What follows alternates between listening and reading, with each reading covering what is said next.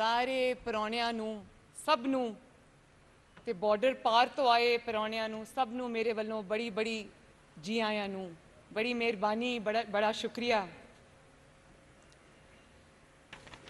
पंजाबी शायरी मैंने अभी बताया मेरे दिल के बहुत करीब है, और जब मैं मुश्किलात के दौर से गुज़र रही थी तो मुझे बहुत बहुत बड़े हमारे पंजाबी शायर हैं, जिसमें बुल्ले शाह हैं, वारिस शाह हैं, उनका कॉन्सेप्ट है धी पंजाब दी, मैं उसके साथ बड़ा रिलेट करती हूँ। बाबा फरीद हैं, मियाँ मोहम्मद बख्श हैं, खड़ी शरीफ से उनका ताल्लुक़ है, लेकिन पंजाबी शायरी में उनका कोई सानी नहीं है। सुल्तान बाहू हैं, शाकिर शुजा आबादी हैं। साउथ पंजाब का कल्चर भी बहुत रिच कल्चर है, मेरे दिल के बहुत करीब है।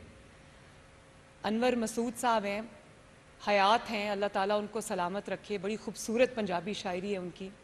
इसी तरह बॉर्डर पार में मैं बहुत शौक़ से पढ़ती हूँ अमृता प्रीतम साहिबा को, क्या कमाल शायरी उन्होंने की है। मैंने जेल में उनकी, जब मैं जेल में थी तो मैंने उनकी जो शॉर्ट स्टोरीज़ थी मैंने वो पढ़ी, तो बहुत खूबसूरत शायरी। और मैं ये बताना चाहती हूँ आप सबको कि जब मैं मुश्किल दौर से गुज़र रही थी, जब मेरा ख़ानदान बहुत मुश्किल दौर से गुज़र रहा था, तो बहुत सारी शायरी ऐसी है जो मुझे उस वक्त बड़ा हौसला देती थी, क्योंकि शायर का जो विज़डम होता है वो बहुत सालों की ऑब्जर्वेशन के बाद, वो शायर बड़े हसास लोग होते हैं, बड़े गौर से लोगों के रवैयों को स्टडी करते हैं, तो उनका जो क्रक्स है वो उस शायरी में नज़र आता है।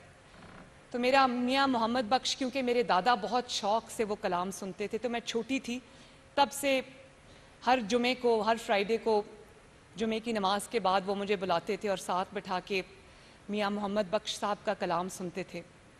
उस वक्त तो मुझे समझ नहीं आता था, लेकिन जब मैं उन चीज़ों से, उन रास्तों से गुज़री तो मुझे ये अंदाज़ा हुआ कि एक एक लफ्ज़ में कितनी हिकमत और कितनी सच्चाई है।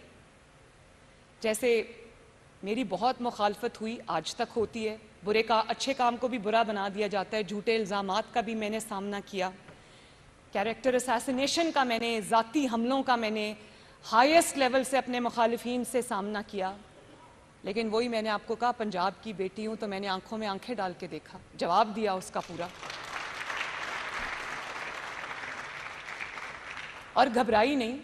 इसीलिए मैं अपने मुखालिफिन का शुक्रिया अदा करती हूँ कि आज उन्होंने पंजाब की एक बेटी को, पाकिस्तान की एक बेटी को इतना मजबूत बना दिया है कि अल्लाह ताला के फजल से अब मुश्किल नहीं लगती। तो मैं ये कहना चाहती हूँ कि जिस चीज़ ने मुझे उस वक्त में ताकत दी, उसमें से बहुत बड़ा किरदार एक मियाँ मोहम्मद बख्श की शायरी का भी है, और बड़ा मुखालिफिन ने नीचा दिखाने की कोशिश की, मिटाने की कोशिश की, ज़बान से भी कहा कि ये ख़त्म हो गए, मिट गए। तो मुझे कभी याद आता था, अब वो याद आता है शेर ज़्यादा, मियाँ मोहम्मद बख्श का था कि जेड़ियाँ गुडियाँ आपे उडियाँ वो कदी न चढ़न उचाइयाँ, जेड़ियाँ गुडियाँ आपे उडियाँ वो कदी न चढ़न उचाइयाँ, ओही गुडियाँ चंगियाँ उडियाँ जेड़ियाँ साइयाँ आप उडाइयाँ।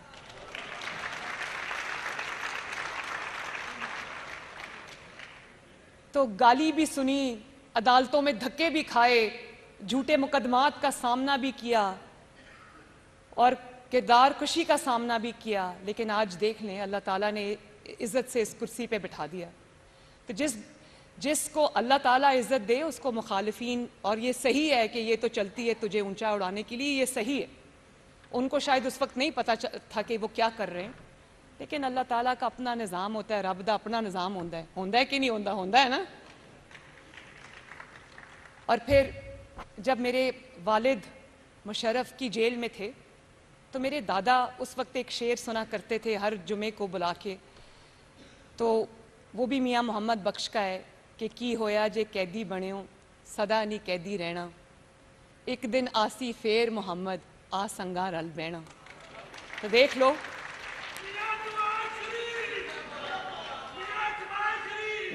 मेहरबानी, अल्लाह ने आज उनको इज़्ज़त दी है, और जो मुखालिफिन हैं वो देखते होंगे उनको। तो इसी तरह एक पर्सनल मेरी बात है, मेरी वालदा 2018 میں جب میں جیل میں تھی تو گزر گئی. میرے دل سے ان کی یاد نہیں جاتی, اور میں کبھی کبھی ان کو خواب میں دیکھتی ہوں تو مجھے صبح اٹھ کے ایسا لگتا ہے کہ میں ان سے مل کے آئی ہوں.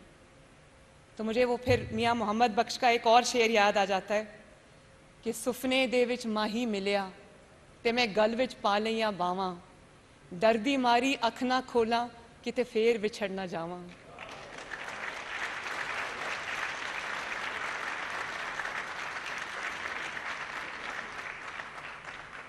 تو یہ تو ایک ایسا ٹاپک ہے جس پہ میں بولتی جاؤں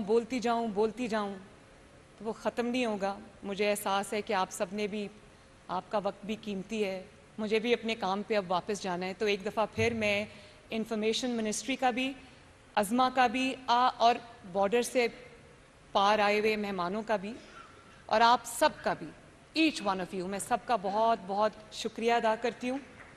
اور امید کرتی ہوں کہ آج میں نے جو باتیں کی ہیں تمام والدین, تمام پنجاب کے بسنے والے ان پہ ضرور توجہ کریں گے, غور کریں گے, اور ایک دن آئے گا انشاءاللہ تعالیٰ کہ ہم بہت فخر سے پنجابی بھی بول رہے ہوں گے, ہمارے بچے بھی پنجابی بول رہے ہوں گے اور اپنے کلچر کو اپنائیں گے. اس لیے میں بہت بلو بلڈڈ پاکستانی ہوں, لیکن میں بہت تھورو بریڈ پنجابی بھی ہوں. انہوں نے بالکل صحیح کہا. عظما, آپ نے کوئی لفظ استعمال کیا تھا کہ جس کو خالص پنجابی کہتے ہیں, اس کو آپ نے کیا کہا تھا؟ کوئی آپ نے بڑا اچھا ایکسپریشن میرے لیے یوز کیا تھا آپ نے, کہ میں بڑی پکی پنجابی بھی ہوں اور ٹھیٹھ پنجابی. ہاں بالکل, میں بالکل ٹھیٹھ پنجابی ہوں, اس اندروں باروں.